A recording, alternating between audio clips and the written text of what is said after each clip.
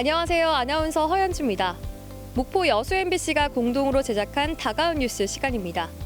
이번 주는 누리호 2차 발사가 한 달 앞으로 다가왔다는 소식과 거리두기 해제로 그동안 중단됐던 운동회와 현장 학습이 재개됐다는 소식 준비했습니다. 함께 만나보시죠.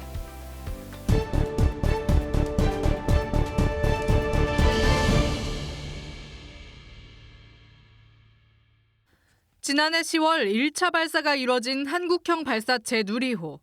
1단과 2단은 성공적으로 분리돼 목표 고도인 700km 상공까지는 올라갔지만 3단 엔진이 계획보다 일찍 연소가 종료돼 지구 저궤도 안착엔 실패하면서 절반의 성공이란 아쉬운 평가를 받아야 했습니다. 오는 6월 15일 2차 발사를 앞두고 나로우주센터 조립동에는 누리호의 막바지 조립이 한창입니다.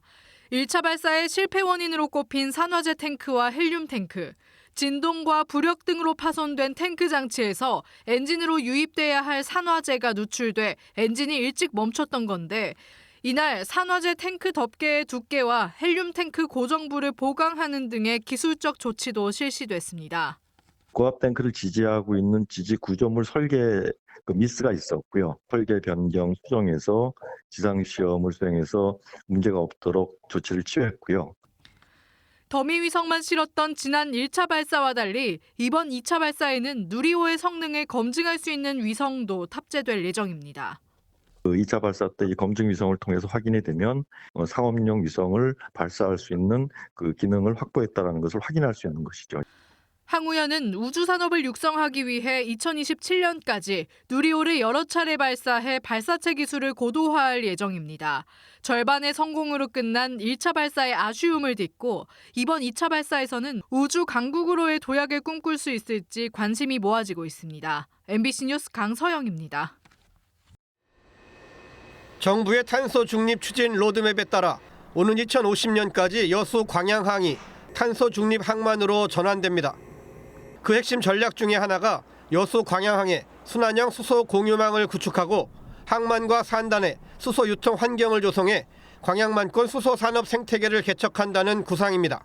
앞으로는 이제 화석연료를 대체해서 그린 수소가 나오니까 그린 수소를 자유롭게 이렇게 거래할 수 있는 환경 조성이 필요하다. 그래서 순환형 수소 공유망은 총 사업비 2,500억 원 가량이 투자될 예정이며 여수 국가산단과 율촌산단에서 세풍 황금산단과 광양 컨테이너 부두를 거쳐 광양제철소와 묘도를 잇는 52km의 수소 배관 연결 사업입니다. 대형 사업인 만큼 국비 지원이 필수적인데 관련 기관과 기업들은 우선 이를 위한 연구 용역을 공동 발주할 계획입니다.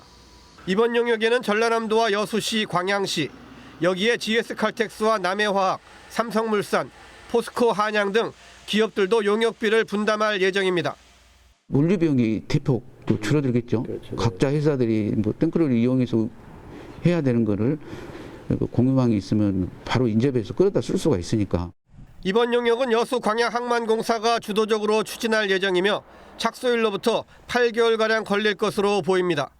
순환형 수소 공유망 구축이 광양만권을 탄소 중립의 선도 지역으로 새롭게 자리매김하는 계기가 될 전망입니다. MBC 뉴스 최우식입니다. 광양항 내 야들을 빼곡히 채운 수출용 자동차들이 선적을 기다리고 있습니다. 현재 자동차 전용 부두로 쓰이고 있는 이곳 광양항 3단계 2차 부두가 6,915억 원의 사업비가 투입돼 자동화 부두로 새롭게 구축됩니다. 새 정부의 110대 국정과제에 포함되면서 국내 첫 한국형 자동화 항만인 광양항 자동화 부두 구축 사업이 속도를 내고 있습니다. 이달 중 학술과 기술 용역 발주를 시작으로 올해 안에 관련 사업 수완 용역을 모두 수행한 뒤 내년부터 건설 공사와 장비 제작에 착수할 계획입니다. 우리 국내 기술력을 집적하고 활용하겠다. 이게 어떻게 보면 큰 포인트입니다. 물론 이제 우리 국내 기술력이 좀 부족한 부분은 해외에 어떤 선진화된 어떤 기술력을 매칭을 통해서라도 도입을 해야 될 건데 일단 국내 기술력을 어쨌든 직접 활용해서 가급적이면 국내 기술 중심으로 한번 만들어 보겠다. 이게 어쨌든 키 포인트거든요. 자동화 부두는 2027년 정식 개장하면 4선석 연간 136만 TU의 하역 능력을 갖추게 됩니다. 광양항 3단계 2차 부두의 자동화에 따라 생산성 향상 40%, 운영비 절감 37% 효과가 기대됩니다. 특히 광양항 3단계 2차 자동화부들은 항만 기본 계획에 따라 공전하고 있는 광양항 3단계 3차 부두의 조기 개발에도 중요한 변수가 될 전망입니다. 3회 2단계가 수요가 넘쳐나고 그다음에 선사들에 있어서 경쟁력이 있는 부두로 될 경우에 자연스럽게 3회 3단계 개발의 필요성에 대해서도 요구가 있을 것으로 예상이 되기 때문에 저희가 광양항의 지금에 있어서 가장 어떻게 보면 변곡점에 있는 그런 시점이라고 말씀드릴 수 있습니다. 광양항 3단계 2차 부두가 국내 첫 한국형 자동화 부두로 성공적으로 구축돼 동부가 거점 항만으로 경쟁력을 키우고 국내 미래 스마트 항만 기술을 이끌어갈 선도적 역할을 할 수 있을지 주목됩니다. MBC 뉴스 김주입니다.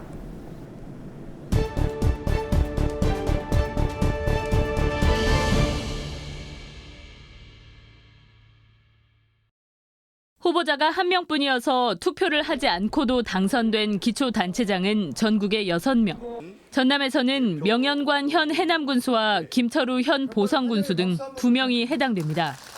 전남에서는 도의원 26명 등 기초단체장과 광역, 기초원 등 55명이 무투표 당선돼 역대 최대 규모를 기록했습니다. 민주당의 최대 기반 지역으로서 독점 구도가 더욱 강해져 대안 세력마저 사라졌음을 여실히 드러내고 있습니다. 유권자들은 투표권을 빼앗긴 셈입니다. 과거 선거에도 그랬지만 이번 선거는 예년에 비해 정도가 심한 상황으로 선거법 개정 등 제도 개선 대책이 필요해 보입니다. 보면은 너무 자만에 쌓였다카이, 국민을 위한 것이 아니다. 매 선거마다 다양성 확보를 외쳤지만 여성과 청년들은 이번에도 대부분 비례에 몰려 있습니다. 전남 지방선거 후보자로 등록한 여성은 115명, 전체의 18%. 그나마도 절반인 57명이 비례의원으로 단체장이나 기초, 광역의원에서 부족한 성비를 채우려는 각 정당, 특히 민주당의 구색 맞추기식 공천이었습니다.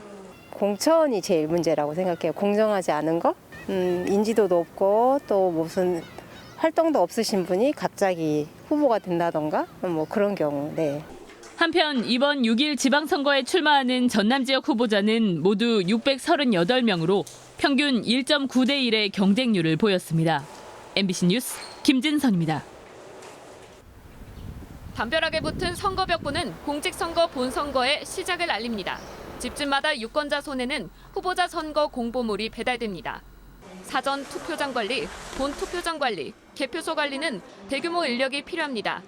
이 같은 공직선거 관리 업무를 맡아왔던 지방공무원들이 점차 선거 업무를 거부하고 있습니다. 국가 업무에 대한 협조라는 핑계로 지방자치단체 공무원의 노동력을 저임금으로 착취해서 유지해왔던 것이 사실이다. 실제 공직선거에서의 지방공무원 참여율은 하락하고 있습니다. 지난 2017년 실시된 대선 투개표 사무원 가운데 63%가 지방공무원이었는데 2022년 대선에서는 지방공무원 비율이 46%까지 떨어졌습니다.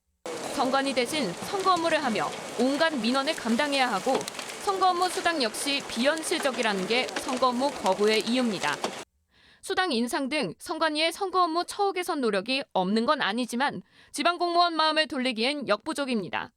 선관위 고유 사무를 수행하기 위해서 지자체 공무원에게 의무 없는 노동을 강요하겠다는 발상이다. 적반하장이 따로 없다.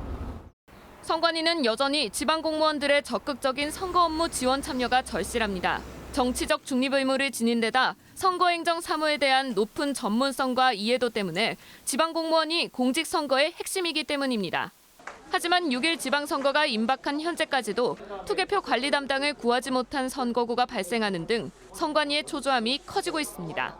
단시간 내에 많은 인력과 장비, 시설이 일시에 동원되는 선거 사무를 선관위 직원만으로 치르는 데 한계가 있기 때문에 원활한 선거 진행을 위해서는 그동안 선거 사무의 핵심적인 업무를 담당해 오던 지방 공무원의 참여가 매우 필요합니다. 이런 가운데 투표소로 활용됐던 읍면 동사무소와 학교 등조차 점차 선거 장소 제공의 비협조적인 분위기가 커지면서 갈수록 선거 치르기가 만만치 않아지고 있습니다. MBC 뉴스 양정은입니다.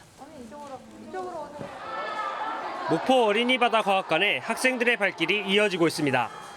수압을 느껴보기 위해 손을 넣어보기도 하고 모니터를 통해 바다에 대한 다양한 정보를 얻습니다. 사회적 거리두기가 해제되면서 학생들이 현장 체험에 나선 것은 3년 만입니다. 네, 오랜만에 친구들이랑 같이 체험학습 올 수 있어서 너무 좋아요. 학교 운동장이 모처럼 시끌벅적합니다. 코로나19로 그동안 중단됐던 운동회가 다시 시작됐습니다. 땀을 뻘뻘 흘리면서 자신의 몸보다 더 큰 공을 굴립니다. 아직은 조심스러운지 대부분 마스크를 끼고 있지만 그래도 즐거운 표정입니다. 이번에 코로나가 완화되면서 학사 운영도 정상으로 운영을 하는 차원에서 운동회나 체험학습을 저희들이 추진하게 되었습니다. 육상 등 전남 대표 선수 선발을 위한 다양한 종목의 경기대회도 곳곳에서 진행되고 있습니다. 각급 학교들은 이달 말부터 수학여행과 현장 체험학습 등을 재개할 예정입니다. 코로나19로 그동안 학교 생활을 만끽하지 못했던 학생들이 이제는 친구들과 함께 즐거운 추억을 만들어가고 있습니다. MBC 뉴스 박종호입니다.